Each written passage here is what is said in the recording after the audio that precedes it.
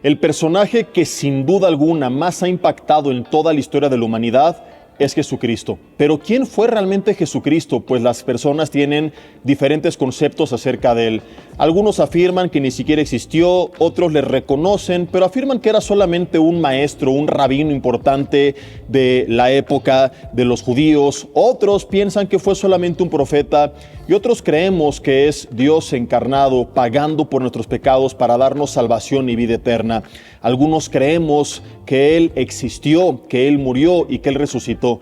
Pero más allá de lo que creemos, inclusive más allá de lo que la Biblia dice, la pregunta es: ¿hay evidencias extrabíblicas, fidedignas, racionales, no basadas en el fanatismo, que puedan demostrar la vida, muerte y resurrección de Jesús? No te pierdas este video donde brevemente te estaré compartiendo algunas evidencias, sí, aunque usted no lo crea, algunas evidencias de la vida, muerte y resurrección de Jesucristo. Así que acompáñanos para conocer la verdadera historia detrás del mito. Vamos a ver hoy en este video 3 verdades que voy a compartir contigo brevemente, pero que son importantísimas, así que pon mucha atención.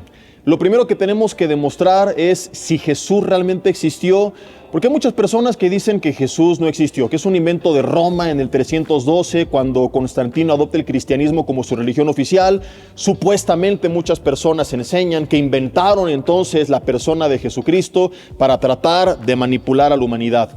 Algunos reconocen su existencia, pero afirman que no era considerado como Dios, que ni siquiera sus discípulos lo veían de esa manera, que para ellos era solamente un rabino, un maestro, un profeta, y que en el 325 después de Cristo, en el Concilio de Nicea, es cuando se establece la deidad de Jesucristo.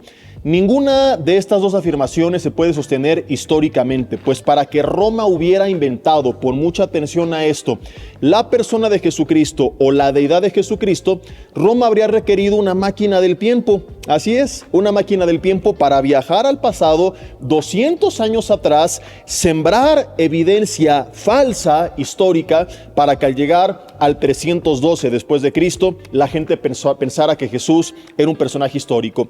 Es bien importante que tú entiendas esto.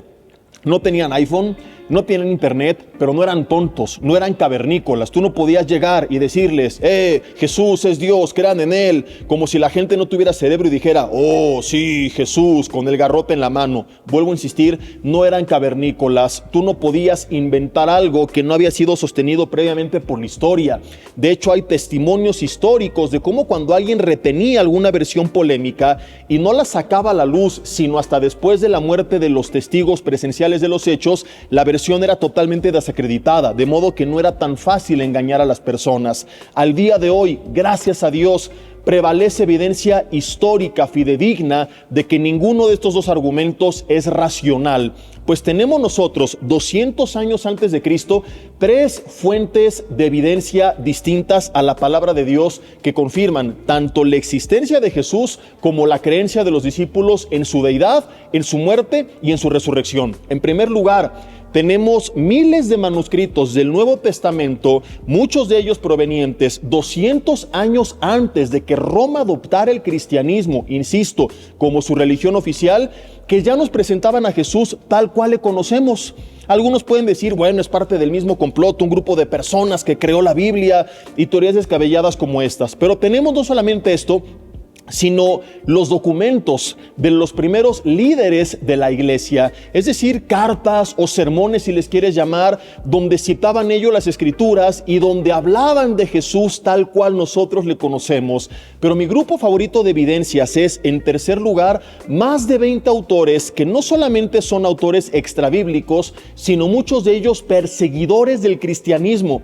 Me fascina cómo Dios en su soberanía encamina a favor de su propósito aquellas cosas que se escribieron originalmente en su contra. Pues muchos de estos documentos, pon atención, se escribieron originalmente para planear persecuciones en contra de la iglesia, para burlarse de la iglesia. Lo que nunca supieron es que esos documentos se iban a preservar a lo largo de la historia y que al llegar a nuestros tiempos serían evidencia histórica fidedigna. extrabíblica de que Jesús no es un invento de Roma, sino un personaje histórico. Vuelvo a repetir, porque estos documentos existían muchísimos años atrás, 200 años atrás, algunos de ellos, de que Roma adoptara el cristianismo como su religión oficial, y estos autores extrabíblicos no cristianos, perseguidores del cristianismo, ya hablaban de Jesús como le conocemos. Algunos de ellos, y yo en mis conferencias, donde ya de forma más extensa llego a dar algunos ejemplos y te invito a buscarlas, ¿verdad? Si quieres ver exactamente dónde y qué fue lo que dijeron. Pero algunos de ellos son Tácito, Suetonio, Luciano, Egésipo, Macrobio, Arístides, Juvenal, Marabar Serapion, los emperadores Adriano, Trajano, Antonio Pío, Marco Aurelio, los historiadores Plinio el Joven, Flavio Josefo, entre muchos otros, presentan a Jesús tal cual le conocemos. Queridos amigos, la evidencia es tan abrumadora que no sé si tú lo sabías, pero inclusive los historiadores serios, aún los ateos, no dudan ni por un segundo de la existencia de Jesucristo. Estos son teorías de personas que por ahí se metieron a algún blog y los malinformaron, pero vuelvo a repetir, historiadores serios, aunque no sean creyentes de la palabra de Dios, reconocen que Jesús no puede ser un invento de la historia de la humanidad, porque no hay personaje de la antigüedad que esté tan bien atestiguado bibliográficamente como la persona de Jesucristo, de modo que afirmar Jesús no existió es tirar a la basura toda la historia antigua de la humanidad. En segundo lugar, Jesús existió, Jesús murió. Pero la verdadera pregunta es, ¿tenemos evidencias de su resurrección? Pues como Pablo dijo en 1 Corintios 15, si Jesús no resucitó, vana es entonces nuestra fe, comamos y bebamos, que cada quien haga lo que quiera, porque mañana moriremos. Si no hay un Dios, creador del universo, y no vino a mostrarnos Jesucristo, entonces no hay valores morales absolutos, todo es relativo, lo que para ti puede ser bueno, para mí es malo, y viceversa, y por eso es que es importantísimo que sepamos no solamente confirmar y demostrar su existencia, sino también su resurrección. Hay una cantidad vasta de evidencias, te recomiendo buscar porque hay libros que se han escrito al respecto donde se profundiza mucho acerca del tema, hay conferencias que yo he compartido, pero quiero hoy solamente compartirte un par de ellas. Y la primera tiene que ver no con lo que se escribió acerca de Jesús, sino acerca de sus seguidores. Tenemos, por ejemplo, los documentos de Luciano, que escribe sarcásticamente burlándose de los primeros cristianos, pero encontramos en su literatura que él reconoce que ellos preferían dar la vida antes que negarle, que era tal su fe en aquel que muchos de forma burlesca llamaban el sabio crucificado, que preferían perder sus bienes, sus familias, su propia vida, su reputación, antes que negar a Jesucristo. Tenemos documentos también como la literatura o la correspondencia, las cartas que se enviaban entre el emperador Trajano y un colaborador, historiador, que era Plinio el Joven, colaborador también del gobierno romano. Plinio le informaba a Trajano de la actividad de los cristianos, dónde se reunían, cómo alababan a Dios, etc. Y Trajano le respondía que si no daban muestras de arrepentimiento, adorando a los dioses de Grecia, negando al sabio crucificado, se les tenía que perseguir, encarcelar y asesinar. La pregunta que yo te quiero hacer, y te voy a pedir que seas creyente o no, respondamos de forma racional, sin fanatismo. Supongamos que tú nunca has escuchado en tu vida argumentos ni a favor ni en contra. ¿Qué podemos responder a esta pregunta? ¿Por qué, si los discípulos no ganaban nada, prefirieron dar su vida antes que negar a Jesucristo? Pues está demostrado históricamente, no solo por lo que la Biblia dice, repito, sino por lo que la historia extrabíblica nos cuenta, que ellos no solamente creían y predicaban su deidad, sino que estaban tan convencidos de ello que lo demostraron dando su vida por él. Y la pregunta que yo hago es, ¿quién daría su vida por un farsante que te engañó? Sé lo que muchos están respondiendo. Hey Jesse, tú darías tu vida por Jesús y no lo viste resucitar. Algunos pueden pensar que están haciendo un jaque mate al responder lo que me han respondido. Los musulmanes dan su vida también por Alá. Entonces también Mahoma resucitó porque es el profeta que Alá envió. Y quiero pedirte en este punto que no te me confundas, pues hay una gran diferencia entre los musulmanes y nosotros y los primeros discípulos de Jesús. Tú y yo, en ese caso hipotético, estaríamos dando nuestra vida por un mensaje que recibimos. Los musulmanes estarían dando su vida, o han dado su vida, no todos, pero algunos grupos radicales sí, por un mensaje que creen que Mahoma recibió de Alá. Pero los discípulos de Jesús no dieron su vida por un mensaje que recibieron, porque a diferencia de nosotros, a ellos no les dijeron que Jesús resucitó. Ellos son los que nos contaron a nosotros que Jesús resucitó. Dicho de otra forma, ellos no recibieron el mensaje. Entendamos la diferencia. Ellos escribieron el mensaje. Lo que sea que haya ocurrido en esos días, ellos fueron testigos presenciales. Si Jesús no resucitó, ellos fueron testigos de que este hombre llegó a ser un mentiroso, un charlatán que los engañó. Pero si Jesús resucitó, ellos fueron testigos del milagro más grande que ha presenciado la historia de la humanidad. La pregunta que vuelvo a hacer en este escenario es la siguiente: si ellos no ganaban nada, porque hay personas que hoy predican a Jesús y ni creen en Él. Pablo dijo a Timoteo que habría farsantes que harían mercadería de nosotros con palabras fingidas. Pero entendamos que ellos no ganaban nada. Ellos los perseguían, los mataban, perdían a sus familias, perdían sus bienes. Ponte en sus zapatos por un segundo y responde. Lo has perdido todo. Has perdido tu familia, tu casa, tus bienes, tu reputación. Un día un soldado romano tiene una espada pegada a tu cuello. Tu familia en la misma situación y te dicen: hay una forma de salvarte. Simplemente reconoce que has mentido. No es una leyenda. Vuelvo a repetir, esto está en la correspondencia de Trajano con Plinio. Tan fácil como decir: todo es un invento, Jesús no resucitó, quizá lo dije así en honor a su memoria, fue un buen amigo, lo aprecié y para que no faltaran al respeto a su nombre, insistí con esta farsa. Pero lo más fácil en ese momento es reconocer que has mentido. ¿Quién en su sano juicio daría su vida por una mentira consciente que es mentira? Porque hay personas que dan su vida por mentiras que creen que son verdades. Pero ¿quién daría su vida por una mentira sabiendo que es mentira y que además no te ha dejado absolutamente nada? Yo no encuentro otra respuesta racional.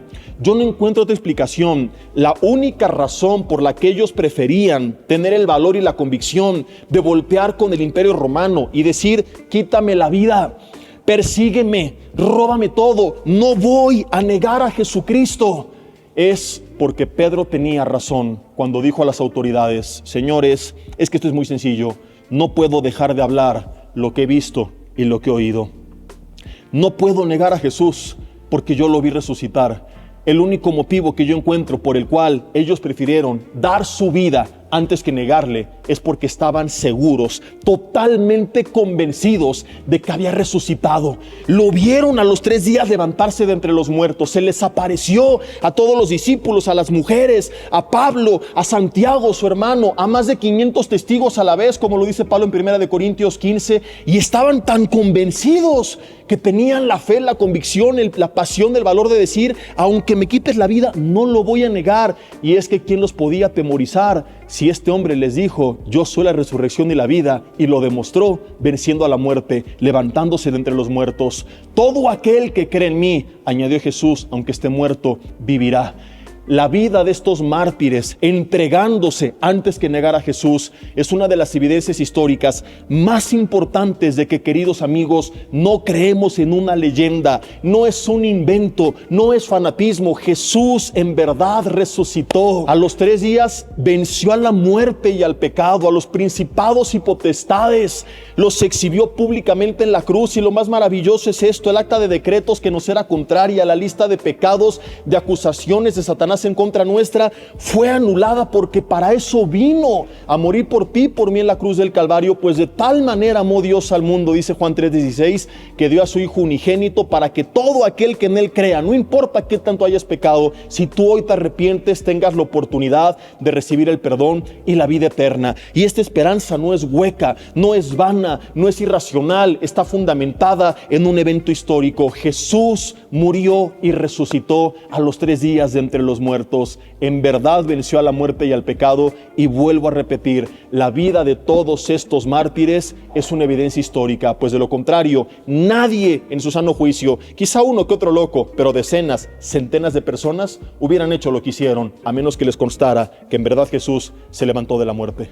Y en tercer lugar, te quiero compartir un poco acerca de un descubrimiento arqueológico interesantísimo que se halló en 1878. Se le conoce como el enlosado de Nazaret. Básicamente este es un decreto del emperador Claudio. Claudio gobernó del 41 al 54 después de Cristo, y este enlosado o este decreto decía que nadie debía de alterar las tumbas ni cambiar los cadáveres del lugar. Totalmente comprensible, la gente no tiene por qué andar husmeando en las tumbas. La pregunta es, ¿por qué imponer una serie de multas e inclusive amenazar con la pena capital a quien lo hiciera?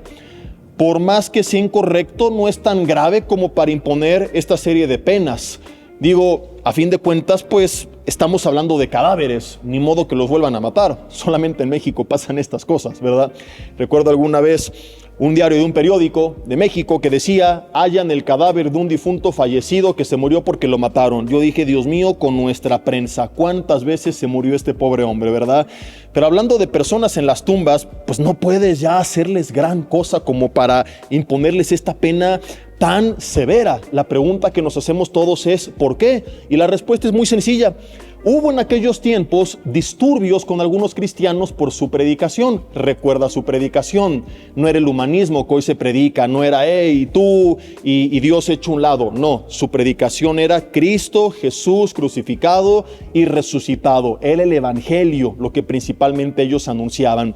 La gente empezaba a seguir a montones, la historia lo confirma. Llegaron a Jerusalén, Judea, Samaria y a Roma, y la historia secular extrabíblica reconoce que de Roma llegaron a los lugares del mundo entonces conocido. Entonces Claudio tiene miedo de que ellos se levanten en armas y lo quiten del poder, e investiga por qué este grupo está creciendo tanto.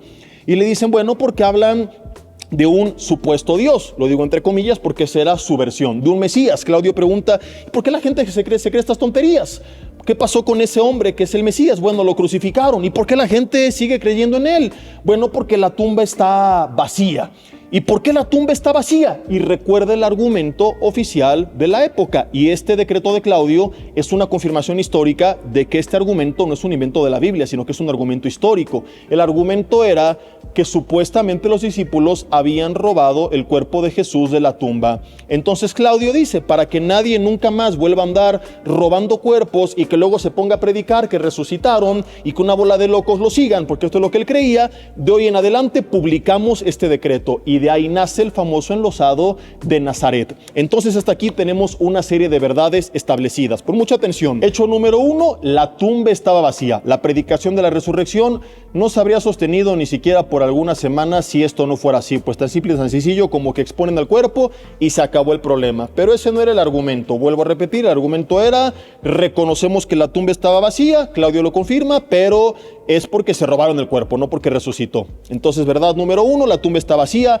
Hecho número 2, la afirmación o la versión pública del motivo por el cual la tumba estaba vacía era esta declaración oficial: los discípulos se robaron el cuerpo. La pregunta que quiero hacer en este escenario es la siguiente: ¿en verdad habría sido esto posible? Primero, ¿por qué ellos iban a arriesgarse a dar su vida por un farsante, como lo preguntamos en el punto anterior? Ahora, supongamos que lo intentaron.